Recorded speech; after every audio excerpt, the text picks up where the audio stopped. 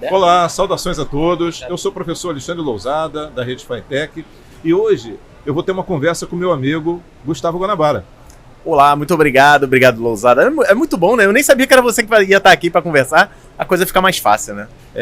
Para quem não sabe, a gente trabalha junto há bastante tempo.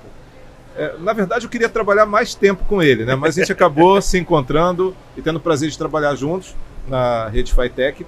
E hoje a gente vai conversar um pouquinho sobre a nossa história como professor, nossa relação com educação, tecnologia, com um foco, claro, no convidado aqui ilustre, que é o Gustavo Guanabara.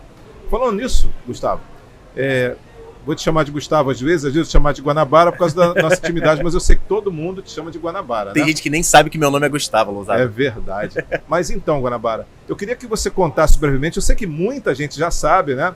Mas é sempre bom reforçar um pouquinho da tua história como professor. Como é que você entrou nesse caminho? Cara, Lousada, tudo que eu fiz acabou sendo sem querer, sabe? Eu entrei na área de... Eu comecei a dar aula sem querer, eu comecei a produzir conteúdo sem querer. Não é que eu tava em casa e comecei a produzir. Não foi o meu objetivo ser isso, sabe? Uma coisa que desde pequeno eu gosto sempre de falar, eu me orgulho muito da minha história e gosto sempre de repetir ela. Eu vim do absoluto nada. Eu nasci aqui no Rio de Janeiro, para quem conhece, na favela do Muquiço. Fica entre Marechal e Guadalupe. Inclusive Marechal, onde eu trabalhei contigo bastante tempo. E a minha infância foi muito simples, e uma coisa que meu pai sempre botou na nossa cabeça é: se você estudar, se você correr atrás, você muda de vida. A nossa vida aqui não é o seu limite. Isso aqui não é o padrão, vocês não podem aceitar isso. Isso meu pai sempre teve pra colocar pra gente. E eu tive isso em mim também. Eu sempre falei assim, cara, o que eu preciso fazer pra eu não precisar mais ter essa vida que a gente tem hoje? E meu pai me ensinou que era educação. E aí um tio meu falou assim, pô, você é jovem, você gosta muito de desenhar. Eu desenhava muito as pessoas, e eu gostava muito de jogar videogame na casa da minha prima, que era quem tinha dinheiro, né, minha prima rica. E ele falava, cara, tu gosta de jogar videogame, tu gosta de desenhar, por que tu não aprende a criar um jogo? Eu falava assim, pô, criar um jogo ia ser maneiro. Ele, pô, então tu tem que aprender a programar. Isso 1991, cara. Não era como era estabelecido hoje. Faz tempo. Hoje todo mundo sabe o que é programar. Lá em 91 ninguém sabia, mas meu tio, Cláudio, ele sabia porque ele era um cara fora da linha. E ele falou assim, cara, tu tem que fazer um curso técnico. Né? Só respondendo a tua pergunta de educação. Certo. Porque eu não decidi ser professor. Eu decidi assim, vou ser programador para poder criar jogos. E aí eu fui fazer um curso técnico como bolsista, óbvio que minha família não tinha dinheiro. Então eu consegui uma bolsa no colégio em Bento Ribeiro, no Colégio Santa Mônica, que é bem conhecido, e ele tinha um ensino técnico. Não existia um ensino técnico com a qualidade que a gente tem hoje na Rede Fitec, no Cefet, nos institutos federais. Não existia isso, era meio que escolinhas particulares de bairro ensinando técnicos em informática. Mão de obra especializada pra galera mais de necessitada, né? Que era o meu caso. E aí eu aprendi a programar, cara, eu me apaixonei por programar. Eu falei assim, cara, vou virar programador, vou ser programador. E realmente trabalhei como programador por um tempo. Mas respondendo a tua pergunta de educação, foi assim, como eu me destaquei dentro da sala de aula, e como eu era bolsista, eu tinha que trabalhar para, entre aspas, pagar a minha mensalidade. E aí me botaram no laboratório para ajudar os alunos. E eu comecei a aprender, além de programar, a ajudar os alunos a dar aula. No final do meu ensino médio, quando eu já estava entrando na faculdade, veio o convite de, além de trabalhar como programador, de noite, complementar minha renda dando aula. Na mesma escola, só que numa outra unidade. E aí, cara, eu gostei igualmente de programação e de educação. E aí, quando eu consegui juntar, eu virei professor de programação, aí não teve limite, cara. E eu comecei a dar aula com 15 para 16 anos. Eram outras épocas, né? Mas com 16 anos... Com 15 anos eu já dava aula. Com 16 anos assinaram minha carteira. Que legal. Então, a tua história é muito interessante, muito bacana você falar isso, porque tem uma garotada que às vezes não se vê como alguém que vai alcançar uma condição de se tornar um desenvolvedor, trabalhar na área de tecnologia, porque talvez não more num endereço privilegiado, né? O que você costuma falar sobre o CEP, né? Vencer a loteria do CEP. Eu costumo contar uma história em palestra, em aula, que imagina você em casa o seguinte, tem uma grande roleta do universo. Nessas roletas estão o CEP de cada uma das ruas do mundo. E aí algo gira essa roleta imaginária do universo e cai exatamente no CEP onde você vai nascer. Não onde você vai morar, não onde você vai construir. O CEP onde você vai nascer. Eu perdi feio nessa loteria. Eu nasci perto de um rio, numa casa muito simples, muito humilde mesmo. Eu não digo barraco porque não era de madeira, mas era bem simples mesmo. Então eu perdi na loteria do CEP. Eu tive que correr atrás do meu grande prêmio que foi construído aos pouquinhos. Mas é o que eu costumo dizer também. Eu gosto sempre de deixar essa frase bem registrada. O meu pai e minha mãe nunca deixaram faltar nada em casa. Nunca faltou nada na minha casa, só dinheiro. E o dinheiro a gente corre atrás. Agora, nunca faltou princípio, nunca faltou valor, nunca faltou ensinar o correto. Nunca faltou e não falta até hoje. Porque tenho sobrinhos, eu tenho uma neném hoje e não vai faltar isso pra ninguém, você pode ter certeza. Vai faltar dinheiro, mas conhecimento e educação não vai faltar não. Sabe, pessoal, é muito bom a gente falar sobre isso porque as histórias às vezes são parecidas. Eu comecei a estudar programação com 12 anos de idade. Eu fiz Basic. Isso. Lembra disso? Sim, foi a minha primeira linguagem. Programação, DOS, que era o sistema operacional. E daí a gente foi avançando, né? Eu não fiz curso técnico, não tinha grana e nem tinha os locais. Era só pedir bolsa. Rapaz, na época a gente acabava não sabendo muito como chegar para alcançar isso. Mas depois eu acabei tendo a formação. E aí, a gente teve a oportunidade que muitos jovens têm agora, através da SECT, de fazer uma formação num lugar como a FATEC, que hoje a gente conhece. Né? Lousada, não tem valor, Lousada. De verdade, você jovem que está em casa. E é muito legal, por muitos anos, por alguns anos, na verdade, não muitos, mas alguns anos, eu voltei a trabalhar na comunidade onde eu nasci. Quando eu consegui transferência para Marechal, que foi quando eu te conheci, é muito legal eu conseguir entrar em sala de aula e falar assim, quem mora no Muquiço? Vários levantarem a mão. Falei, irmão, olha só, eu vim de lá. Eu vim da rua tal, morava ali, perto do campo do Juninho e tal, não sei o que. Os caras, caraca, eu conheço ali e tal. Falei, então, já teve aluno que falou assim, caraca aí, tu era favelado dos brabos mesmo. Porque eu sou favelado de um pouquinho mais perto do asfalto. Eu falei, filho, nem aquela rua ali era asfaltada, era tudo no barro. Então, assim, é legal eles verem assim, tipo, cara, eu vim daí, da onde você tá, eu tava até pior do que você, e hoje eu tô aqui, hoje eu construí minha carreira, hoje eu consigo ter o meu próprio negócio, além de ser professor mesmo, né? Meu próprio negócio é de professor também, mas eu sou professor de uma fundação, né? Então, pô, obrigado Secretaria de Ciência e Tecnologia, obrigado Rede FATEC, porque assim, dá uma oportunidade para jovens como eu. Pô, se o Gustavinho, se o Guanabarinha lá de 91 tivesse uma FATEC, cara, eu tenho certeza que eu não ia medir esforços para entrar e conseguir conquistar. Se meu tio chegasse e falasse assim, ó, aprende a programar, em Marechal tem uma FATEC, tem ali, ali do perto da estação, né, que era o centro rico de Marechal, né? Falei, pô, vou lá, vou estudar. A única opção que tinha era Bento Ribeiro. Mas, graças a Deus, hoje os nossos jovens têm essa possibilidade. É verdade. Então, uma coisa muito boa a gente poder divulgar, mostrar que existe a FATEC, existe a FAETERD, que são as faculdades, né? O trabalho que é realizado por todas as vinculadas da SECT para favorecer a educação, porque a ideia que a gente tem como professor é contribuir para a formação desse público adolescente que está aí, muitas vezes sem uma perspectiva, sem uma noção do que pode fazer, né? Sim. Em relação ao seu futuro profissional. E a gente sabe que na FATEC existem vários cursos de formação técnica, formação tecnológica, que podem fazer diferença na vida de alguém, né? E aí, nesse sentido, foi muito legal você falar sobre Marechal, porque eu fui para Marechal em 98, foi meu primeiro concurso para a FATEC em 98, depois em 2002 eu fiz um outro, né? E lá, inicialmente, não tinha o curso de informática. Por isso que eu não fui para lá, quando eu passei no concurso. Era administração, análises clínicas, que são cursos que existem até hoje, lá no Oscar Tenório, né? Que de onde a gente veio, né? De onde a gente veio. E aí aconteceu da gente criar lá o curso de informática para a internet. Depois a gente vai falar um pouquinho sobre esse nome, né? Informática para a internet. E lá, quando eu dava aula, depois eu virei coordenador do curso, os alunos falavam, professor, o senhor conhece o Guanabara? Conheço, já assisti muitos vídeos dele. Ah, por que o senhor não chama ele para trabalhar aqui? Ué, como assim? Ele trabalha na FATEC. O quê?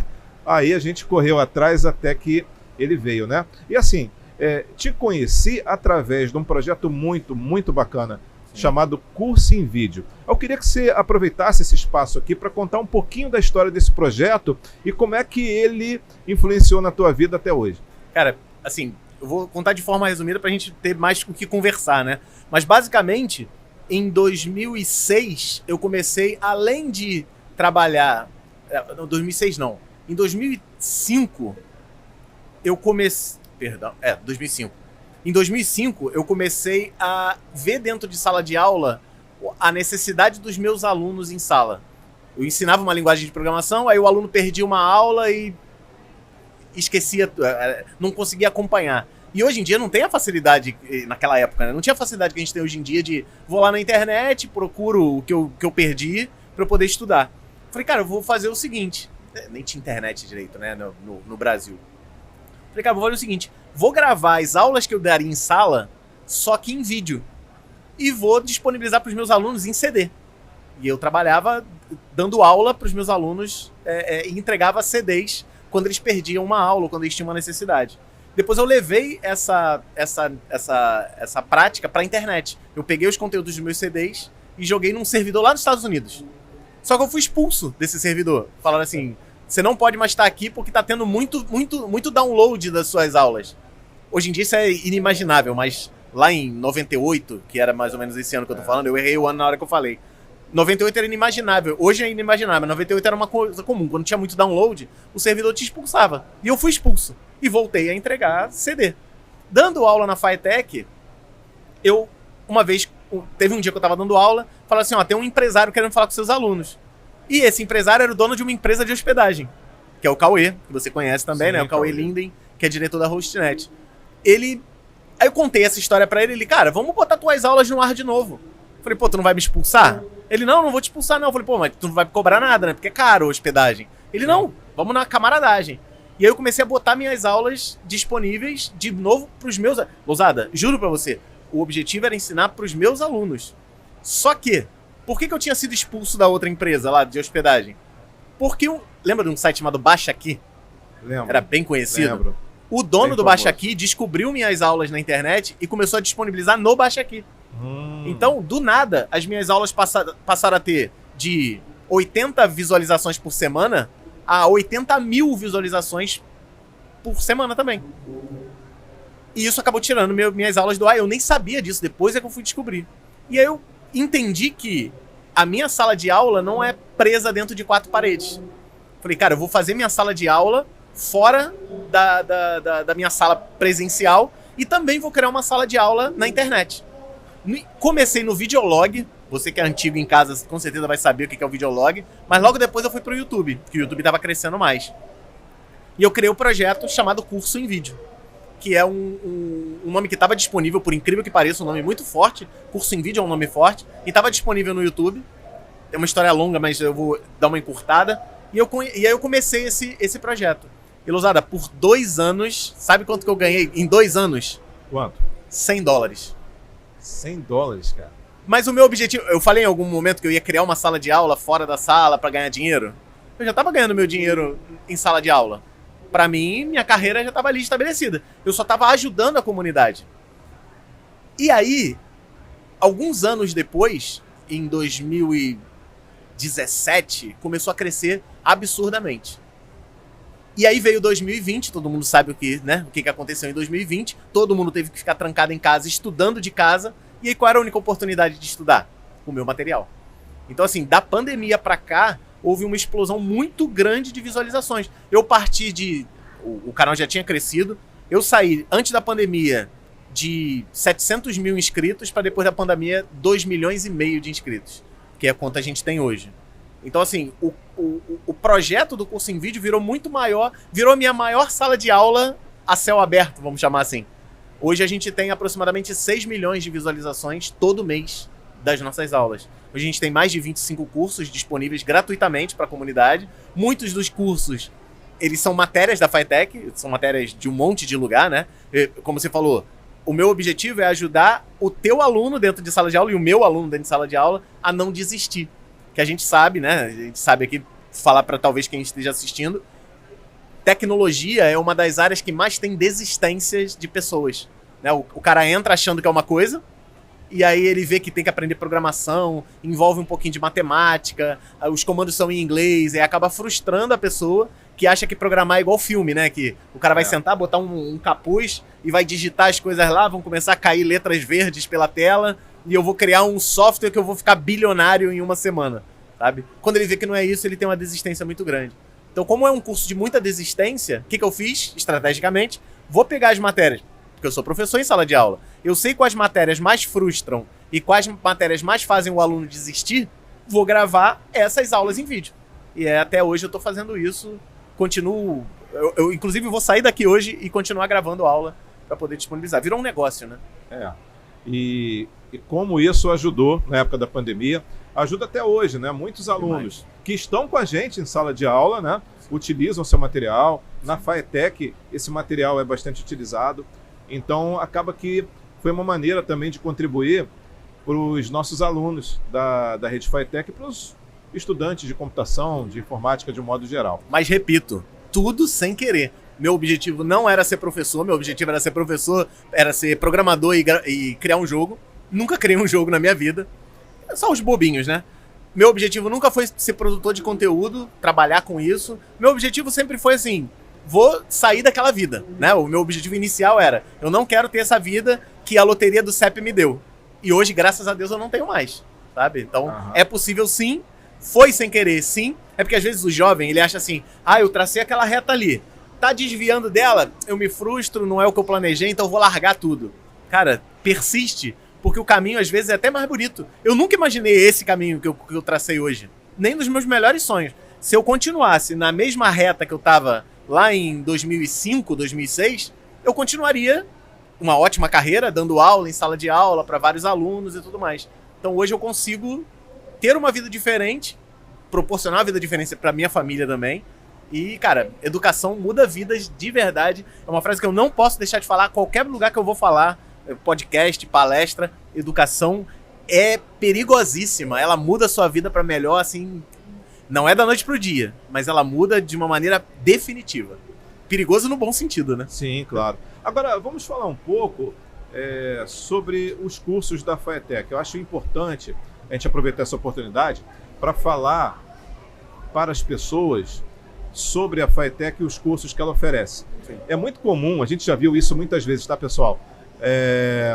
Um pai, uma mãe, tem um filho em casa, ele está no computador, ele está jogando videogame, ele usa as redes sociais, olha, eu vou botar ele num curso de informática, ele vai fazer um curso técnico, né? E muitas vezes a gente percebe que os pais não conhecem nada sobre o tema e nem os alunos, não, né? Porque não sabe a diferença de informática para a internet, no caso da graduação, né? O tecnólogo em análise de sistemas. Sim. Então, vamos conversar um pouco sobre isso, sim, dar uma geral sobre É bom esclarecer, né? Porque, assim, a galera bota tudo na mesma caixa, né? Na mesma latinha, que é computador. Meu filho gosta muito de computador, ele passa o dia inteiro na internet. Tem um curso informática para internet, então esse curso é para ele. Né? Ou então, a mesma coisa, criação de jogos. Existe o curso de criação de jogos dentro da rede FATEC também. Acho que em Quintino é a única unidade, enfim, não sei. O aluno vai aprender a criar jogo, mas ele não vai passar o dia inteiro jogando. Então tem isso, poxa, eu vou fazer esse curso que eu vou passar o dia inteiro jogando. Falei, jogar é o que você menos vai fazer. Você vai criar jogos para pessoas jogarem. Porque eu conto para meus alunos, jogar videogame é bonzão, não é? Pô, jogar videogame é maneiro.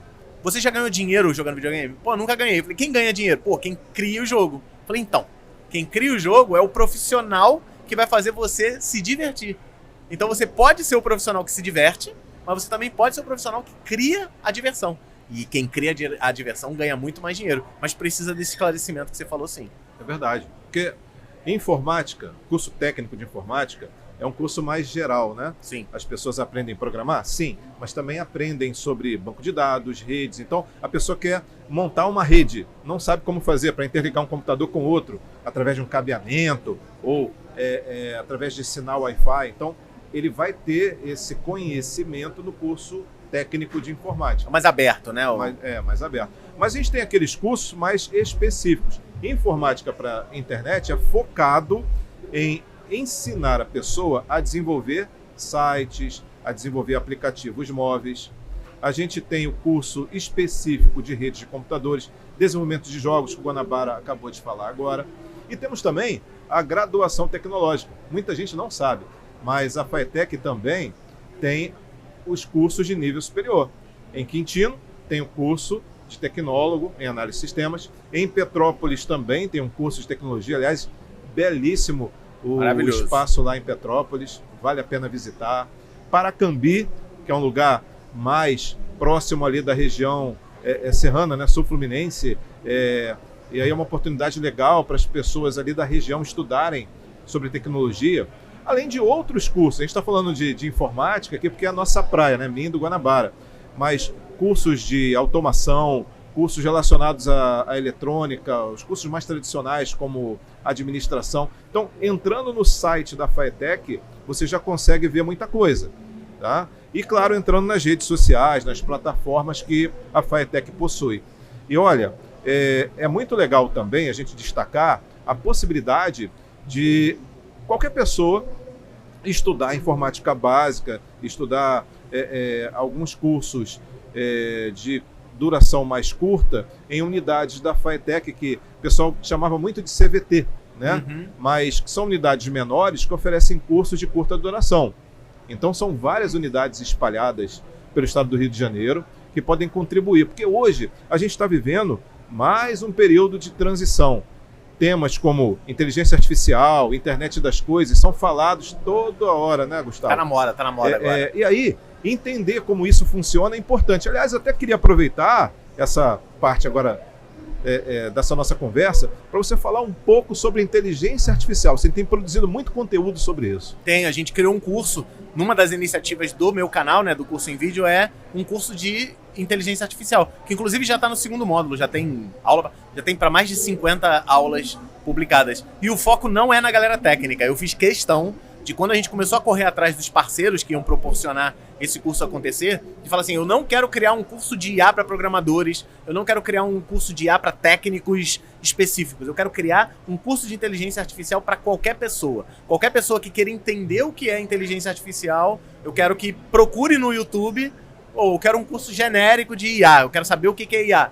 Já vai ter os nossos vídeos lá disponíveis. Então, assim, IA é uma coisa que explodiu agora em 2022 para cima, por conta da OpenAI, né, por causa do ChatGPT, mas que é um conceito que vem desde a década de 40. Na década de 40 foram começaram a pesquisar sobre os neurônios artificiais e tudo mais. Inclusive, quando eu estava na minha graduação, eu tive uma matéria de inteligência artificial e que, assim, eu não gostei tanto porque não tinha mão na massa, porque os computadores não tinham o poder de processamento para fazer isso que eles fazem hoje. Então, hoje, o nosso celular tem mais poder de processamento do que as máquinas lá de 98, 97. Então, hoje é possível que os algoritmos, as redes neurais sejam construídas e estejam atendendo a gente com tanta utilidade, mas às vezes causando um pouquinho de medo para as pessoas. Eu, particularmente, não tenho medo nenhum da inteligência artificial. Eu acho que ela é uma ferramenta sensacional para a gente poder usar, como eu acabei de dizer, como ferramenta. E eu consigo extrair coisas. Vou usar um exemplo simples. Lá em Marechal mesmo, eu estava trabalhando. Foi o ano que você estava começando a se transferir para as outras unidades.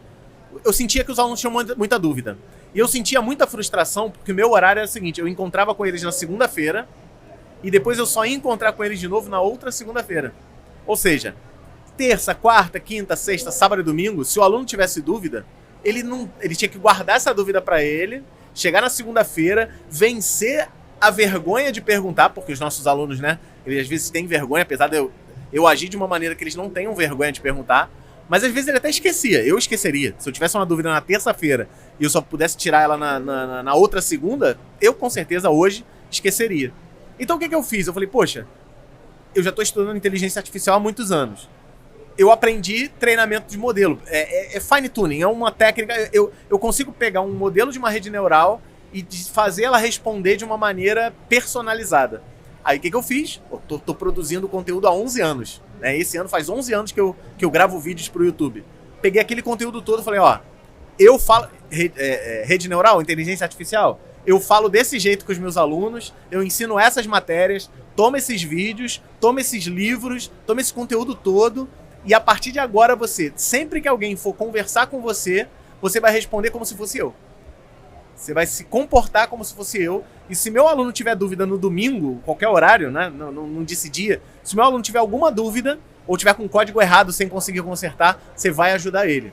Não é fazer para ele, é ajudar ele a resolver o problema. E aí eu criei o R2D2, que é o robô de reforço para devs desesperados.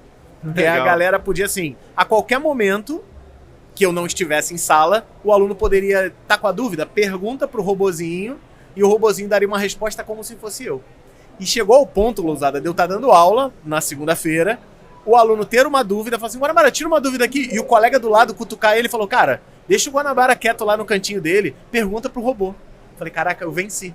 Eu consegui fazer eles entenderem que essa ferramenta tá ali para auxiliar eles.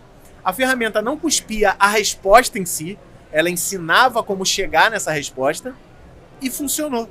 Tanto que quando eu saí de Marechal, quando eu fui transferido, né, quando eu fiz minha relotação para Quintino, os meus alunos, no momento de despedida ali, eles falaram várias coisas, mas uma das coisas me tocou muito. Foi assim, não desliga o robô não, porque ele ajuda a gente pra caramba. E ele tá ligado até hoje.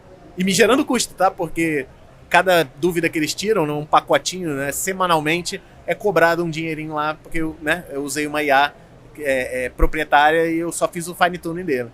Então assim, isso foi muito legal, eu continuo mantendo essa IA ativa por conta deles, e de vez em quando eu entro lá pra ver se tá tirando dúvida, cara, quase todo dia eles falam com o robozinho.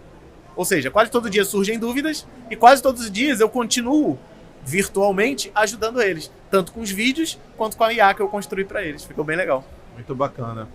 Bom, então, nessa história que você contou sobre o fato de você ter construído algo com inteligência artificial para te ajudar e ajudar os alunos, eu fiquei pensando no seguinte: o professor hoje, ele tem a possibilidade de trabalhar com a IA, mas sim, ele pode ter seus receios. Né? Pode não, ele tem.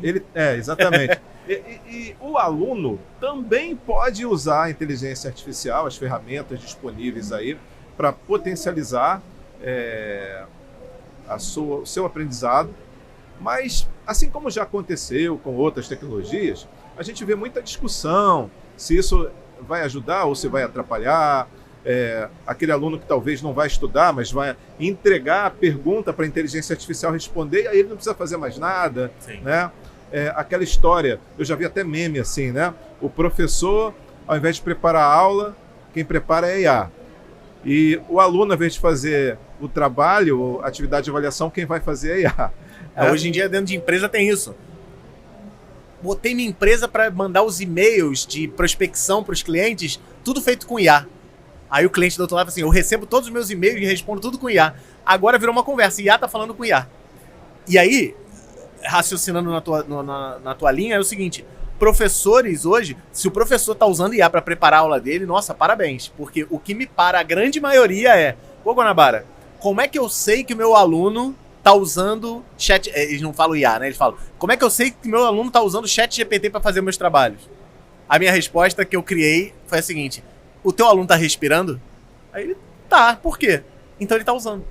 Porque o jovem hoje, ele vai procurar uma ferramenta que facilite a vida dele. O que cabe do aluno, cabe um pouco do aluno e um pouco do professor. Cabe ao professor parar de fazer perguntas simples, que o aluno só passa essa pergunta para a IA e a IA vai responder. E cabe ao aluno entender que se a IA responder tudo para ele, não é ele que tá evoluindo na educação dele. É a IA que tá ajudando nisso e ele não tá fazendo nada.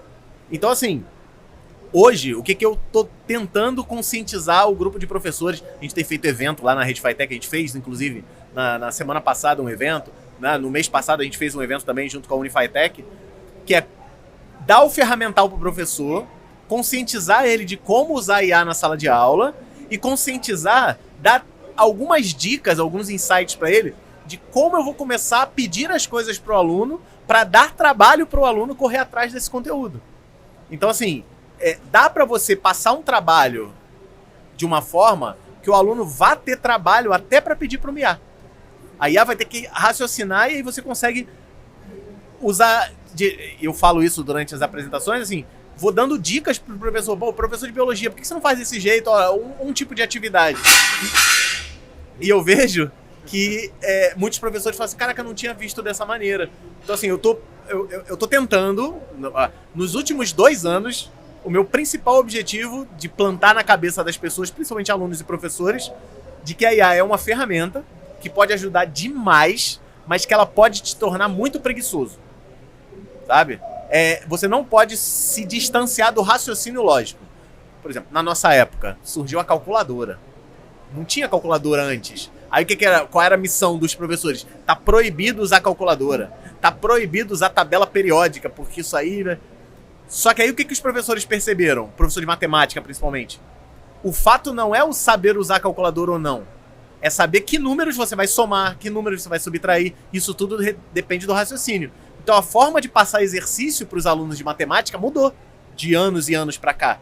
Eles pararam de pedir 5 vezes 18 e começaram a pedir assim, se eu tiver 5 coisas, tal coisa, e tiver que multiplicar para 18 vezes, ou seja, o aluno teria que raciocinar, extrair esses dados, e aí ele pegava a calculadora e resolvia isso.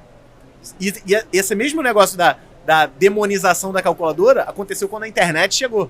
Você deve se lembrar. Lembro. Ah, tá proibido usar a internet. Como é que eu vou saber que meu aluno não tá usando a Wikipedia? É só parar de passar exercício onde a resposta tá na Wikipedia.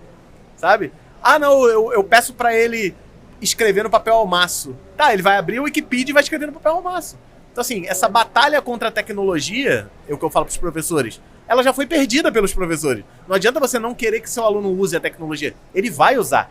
Agora, você, como professor, também tem que usar de forma sagaz para fazer o aluno ter trabalho com a IA e apresentar esse trabalho de uma maneira que a IA não vai ajudar ele. Vou te dar um exemplo simples, tá? Eu usei isso agora num evento que eu apresentei de educação pro Google.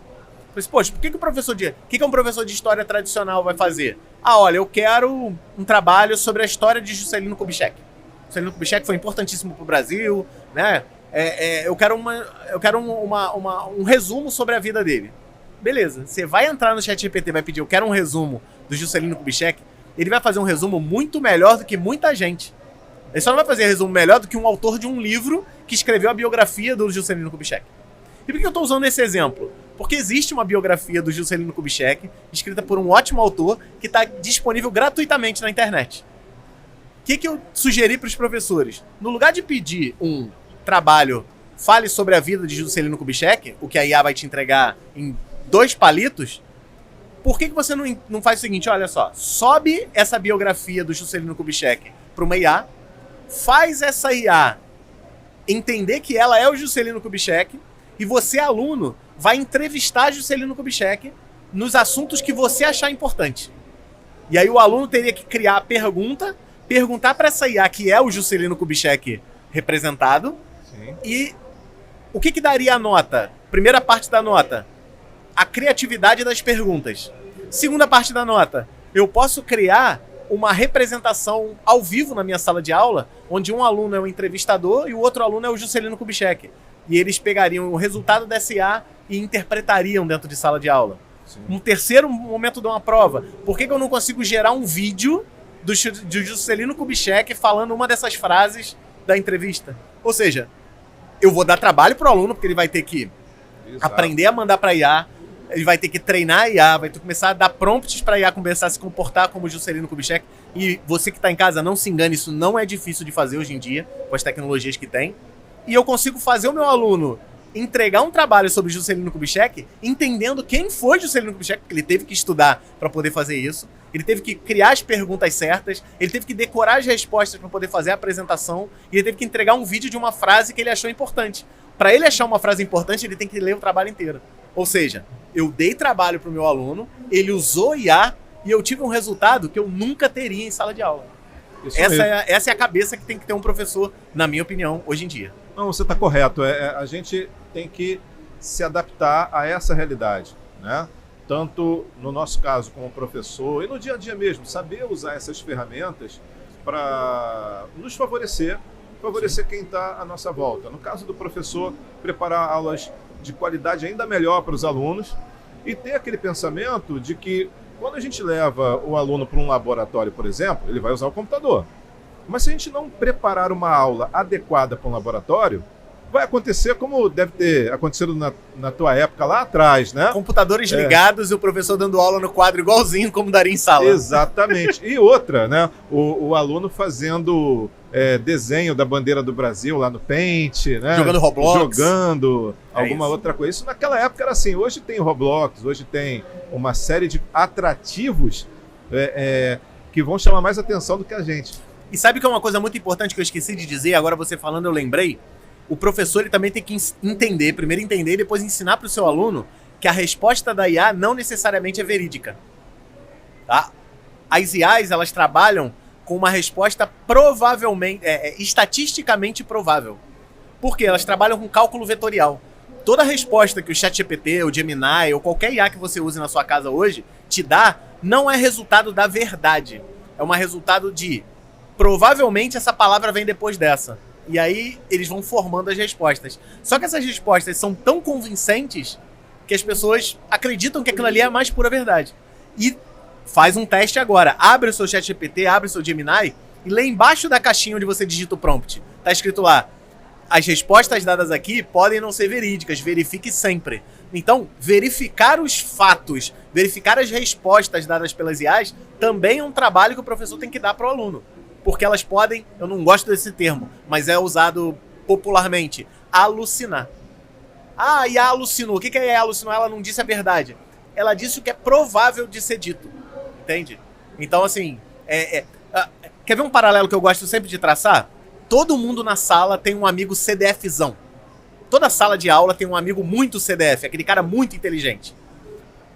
Tem os CDFs humildes, que eu me encaixava isso na época, que era o seguinte: você faz uma pergunta para um CDF humilde, ele não sabe, ele fala, pô, cara, não sei, mas eu vou dar uma estudada.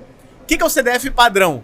É aquele que ele acerta tanto que quando ele faz uma pergunta, quando fazem uma pergunta para ele que ele não sabe a resposta, ele consegue, de tão inteligente que ele é, criar uma solução, uma resposta pronta, falar com tanta convicção que as pessoas falam, isso aí, esse cara tá certo. As inteligências artificiais hoje são como um CDF que quando ele sabe a resposta ele te dá, beleza, óbvio. Quando essa resposta é óbvia, ele te dá, porque provavelmente, estatisticamente provável dar a resposta certa. Mas quando ela não sabe, ela começa a alucinar. O que é alucinar? Dizer o que provavelmente deveria ser dito e não necessariamente correto. Não sei se eu fiz me entender, mas uma parte da educação com IA é entender que ela não é inteligente como nós somos inteligentes. Nós, seres humanos, somos inteligentes de um jeito completamente diferente que uma rede neural artificial é inteligente. Então, isso faz parte da sala de aula também. Mostrar que isso não necessariamente é verdade. É verdade. Então, a gente tem essas oportunidades e desafios. Cabe a gente investigar cada vez mais, se apropriar de conhecimento, de como fazer esse conhecimento chegar aos nossos alunos, seja na formação continuada, nos cursos técnicos e na graduação. E a gente está procurando trabalhar com isso, né? No momento, o Guanabara tem o trabalho dele dentro e fora da FATEC, eu tenho o meu dentro da FATEC, tanto na formação técnica como na graduação, fora também, né? E aí, nesse sentido, a gente queria aproveitar esse espaço aqui para destacar o seguinte: esses assuntos que a gente está conversando, eles nunca se esgotam, né? Durante a Renovation Week, a gente vai ter a oportunidade de falar sobre IA, tecnologia, como isso influencia na inclusão. Então, o Guanabara ele vai ter algumas participações aqui na Renovation Week. Eu queria que você aproveitasse e falasse um pouquinho sobre essas participações. Assim, eu vou ter participações já agendadas e algumas participações que estão aparecendo aqui. As que já estão agendadas. Na sexta-feira, dia 15, não é isso? Isso. Às 11 horas da manhã, eu vou estar no palco de inovação, que eu não sei onde é. Você que está assistindo agora, eu acabei de chegar aqui. Então não faço ideia de onde é. Mas eu vou estar no palco de inovação, falando como eu consegui transformar educação em um negócio. Aquilo que eu passei por alto, né, que hoje eu vivo essencialmente da minha produção de conteúdo e da Rede FATEC, né? Hoje meu trabalho é duplo. Eu trabalho na minha empresa, eu tenho uma empresa educacional hoje, que foi, enfim, é uma história longa, não vou levar o tempo aqui, mas hoje eu trabalho com isso, eu vivo da produção de conteúdo educacional E eu também vivo do meu trabalho dentro da rede. Então eu vou contar isso na quinta-feira, na sexta-feira, às 11 da manhã. Eu vou ter uma apresentação. Às 3 horas da tarde eu também vou estar por aqui por perto, não sei onde que é, no Cobra lá também. Eu vou apresentar uma palestra chamada Inteligência Artificial para Qualquer Pessoa, que é justamente isso que eu acabei de falar aqui, só que com slides, com explicações mais detalhadas, às 3 horas. E às 17, 18... Acho que é 16h45. Nós temos um painel também, onde nós vamos falar sobre inteligência artificial aplicada na educação. Que um pouco do que a gente até está conversando aqui. Sim, somos eu, você e o professor Thiago. Eu sou Vitor Hugo. Vitor Hugo. Então é isso, aproveitem essas oportunidades, caso você esteja aqui pela Rio Innovation Week. E eu também queria aproveitar para puxar um pouquinho a sardinha para o meu lado, né? A gente sempre está trabalhando, falando sobre como a educação e a tecnologia pode transformar as vidas das pessoas de uma maneira positiva. E uma das dores que a gente tem na FATEC é o seguinte: nós recebemos alunos de todos os lugares do Rio de Janeiro, de todas as condições sociais, e uma coisa que está afetando a nossa sociedade são questões como TDAH, o transtorno do espectro autista, além de outras questões relacionadas à saúde mental. Então, como é que a gente pode ajudar os alunos na sua aprendizagem, na regulação? Porque, só para falar um pouco sobre o autismo, por ser um espectro, nós temos alunos, como Gustavo e eu já tivemos, né, que tem uma sensibilidade com barulho ou com luz, ou que tem dificuldade para se comunicar. Então a gente fica coçando a cabeça, arrancando os cabelos, como fazer para ajudar esse aluno, tanto na regulação como na aprendizagem. Uma coisa que me incomodava muito, então de um tempo para cá eu tenho estudado sobre esse assunto. Eu voltei a estudar, estou no doutorado lá na UFRJ. Aliás, um grande abraço pessoal do Lab Cores e também do Humanitas, que são grupos de pesquisa lá do Programa de Pós-Graduação em Informática, lá da UFRJ. Enfim, eu estou desenvolvendo um catálogo digital que tem a pretensão de reunir tecnologias que possam ajudar na aprendizagem e na autorregulação. E na quarta-feira, amanhã, 10h30, no espaço chamado Pitch, eu vou estar junto com os meus orientadores falando um pouco sobre esse projeto de pesquisa, e também vou estar com o Guanabara na sexta-feira para a gente falar sobre IA e educação. Né? Pô, legal você ter falado isso, eu não sabia do teu estudo, de verdade, não tô mentindo. E eu tô envolvido num projeto, eu comentei com você também, que a gente está tentando envolver o Google e um conjunto de professores, onde eu tô me incluindo nisso, por eu ter o expertise da inteligência artificial. Tem um professor, que é o Paulo, um grande abraço, Paulo, e tem um canal chamado Equaciona no YouTube, também grandão pra caramba, e ele tem um filho autista, e ele tá num nível bem alto do espectro, eu não sei classificação, não tô com medo de errar e falar alguma besteira, mas ele é um autista não verbal, ele tem um nível de autismo bem evoluído, se é que eu posso dizer assim. E ele falou assim, aí ele assistiu uma palestra minha sobre IA, e ele falou, cara, será que a gente não consegue, assim como você treinou uma IA para ajudar teus alunos, a gente não consegue treinar uma IA para ajudar o professor a passar atividades mais inteligentes, mais adequadas para um aluno autista? E aí eu tô trabalhando com ele há 2 semanas, começou há pouquinho tempo. A gente tá trabalhando numa personalização do Gemini, por isso que envolve o Google. O Google tá se deixando disponível, como eu falei, isso tem um custo mensal, esse custo seria zerado, então obrigado Google pela ajuda, pra gente poder fazer essa IA que não ajude... O objetivo é ajudar o aluno autista, mas por intermédio do professor. O professor vai dizer o que ele tem que ensinar, vai tentar explicar mais ou menos, a gente vai tentar criar mais ou menos alguns, eu sei que é difícil porque espectro é um nome que leva a muitas possibilidades. Ele vai dizer, a IA vai conseguir adequar atividades para alunos autistas, vai dar sugestões. Pô, professor, você precisa ensinar história do Brasil, o assunto tal? Pô, para um aluno autista dessa característica, pô, passa essa atividade que eu acho que vai funcionar. E aí o professor vai conseguir ver coisas que talvez ele não tenha visto, porque, como você falou, a gente corta um dobrado para tentar ajudar a pessoa, né? Eu, por exemplo, eu não me sinto, tô falando por mim, tá? Ajudar o professor, inclusive, né? Eu não me sinto como professor preparado para atuar junto a um aluno autista, porque ele tem necessidades diferentes, ele tem focos diferentes. Aí o que eu tive que fazer? Tive que ir aprendendo. Eu sei que eu comecei a aprender que existe o lance do hiperfoco, comecei a tratar o hiperfoco, tentar trazer o aluno para o hiperfoco ser programação, que aí quando o hiperfoco dele vira programação, nada segura ele, é um superpoder que eles têm. Então eu tô tentando me enveredar um pouquinho sobre isso, faz pouco tempo que eu tô. Essa ideia surgiu há 1 mês atrás e o trabalho começou há 2 semanas. Então eu quero conversar muito contigo sobre isso. Mais coisa pra gente conversar junto. A gente já trabalha junto, já admira uma a outra, e mais um negócio pra gente fazer.